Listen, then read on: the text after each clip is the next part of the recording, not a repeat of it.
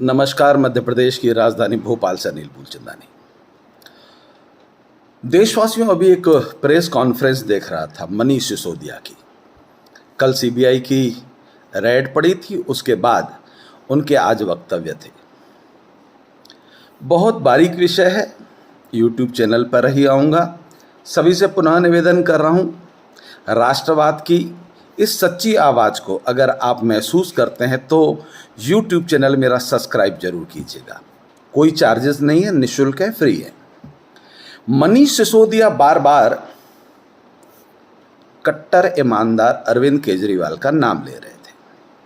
बार बार कह रहे थे कि अरविंद केजरीवाल ने शिक्षा की नीति में पर ये किया, स्वास्थ्य की नीति में ये किया, जिस कारण उनकी तारीफ हो रही है और पूरी भाजपा टीम जो है वो केजरीवाल से डर रही है। तो सबसे पहले मनीष सिसोदिया जी बताएं, आपने क्या किया? आपने शिक्षा मंत्री रहते कुछ किया ही नहीं, क्योंकि आप पूरे का पूरा जो टोपा है, जो श्रेय है, वो अरविंद केजरीवाल को देना चाह रहे हैं। जबकि देश के सामने कल यह आ गया था कि जिस अखबार की कटिंग आप दिखाने की कोशिश कर रहे हैं वह पूर्व नियोजित पैसा देकर छपवाई गई है। जिस पेपर ने जीवन भर भारत का विरोध किया, राष्ट्रवाद का विरोध किया, मोदी सरकार की नीतियों की बुराइयां छापी, अर्थात जो पेपर भारत विरोधी है, उस भारत विरोधी पेपर ने आपकी तारीफ छाप दी और आप कटिंग दिखाते फिर रहे। फिर मनीष सिसोदिया जी, आपने अपनी प्रेस कॉन्फ्रेंस में कहा कि स्कूल के क्षेत्र में हमारे द्वारा किए गए कामों का पूरा श्रेय दिल्ली के टीचर्स को जाता है। तो फिर आपका काय का श्रेय? फिर आपके फ़ोटो क्यों छपते हैं? दिल्ली के टीचर्स के फ़ोटो क्यों नहीं छपे? उनकी तारीफ क्यों नहीं छपती? आप छपवाते हैं। सिसोदिया जी, सच्चाई ये है कि भ्रष्टाचार में आपकी पूरी पार्टी इतनी गर्क में जा चुकी है कि अब उभर पाना संभव नहीं है। आप तो जेल जाने वाले हैं, यह आपको निश्चित पक्का हो चुका है। अब आप केजरीवाल को बचाने के लिए इस प्रकार के वक्तव्य दे रहे हैं, यह भी देश की जनता समझ रही है। आपका नेता केजरीवाल आज से 6-7 साल पहले सुबह शाम उठते बैठते नरेंद्र मोदी जी का अपमान किया करता था, उनको गालियां दिया करता था, और परिणाम क्या हुआ वो भी आपसे छुपा नहीं है। आपका एक भी लोकसभा में सदस्य नहीं है, एक भी। बावजूद इसके आप जिस प्रकार के कीड़े का प्रदर्शन कर रहे हैं कि आने वाले चुनाव में अरविंद केजरीवाल और मोदी जी के विरुद्ध होगा, मोदी जी की जूती के अंदर जो कीलें लगी हुई हैं या जो सिलाई का धागा है ना, उस धागे के बराबर भी अरविंद केजरीवाल की हैसियत इस भारत में नहीं है। आप भारत से बाहर जाके अपने फोटो छपवाकर प्रसिद्धि प्राप्त करना चाहते हैं, वो भी दिल्ली की जनता के पैसे से। अरबों रुपए का कर्जा आपके जल बोर्ड पर है, आपने जल बोर्ड के नाम पर कर्जा ले रखा है, वो भी दुनिया से छुपा नहीं है। सिसोदिया जी, ये भारत की जनता पाव भर आटा खाती है, और जिन गुजरातियों को आप टीका लगाने की कोशिश कर रहे हैं ना, वो पूरे देश को टीका लगाने का सामर्थ्य रखते हैं। वो व्यापारी हैं, बुद्धिमान हैं। उनको आप लाख बरगलाने की कोशिशें करो, गुजराती कभी बरगलाया नहीं जा सकता। इस देश का मतदाता बुद्धिमान है, देश का हित, अपना हित। कुछ समय पहले तक उसे ऐसा लगता था कि एक ईमानदार बुजुर्ग के नेतृत्व में, अन्ना हजारे के नेतृत्व में ये बच्चे, युवा चेहरे राजनीति में आए हैं, ये कुछ करेंगे। परंतु युवा चेहरों ने जो भ्रष्टाचार का इतिहास रचा दिल्ली के अंदर, जो दरिंदगी का इतिहास रचा है आपने, केजरीवाल ने, पंजाब में आपने क्या दुर्दशा कर रखी है, वो छुपा नहीं है। आप भारत के प्रधानमंत्री से कर्जा मांगने गए, भगवत सिंह मान सरकार बनते ही तीसरे दिन। कर्जा किस लिए मांगने गए? कि जो योजनाएं हमने जनता को भ्रमित करने के लिए कह दी हैं, उनमें वो रेवड़ियां बांटे।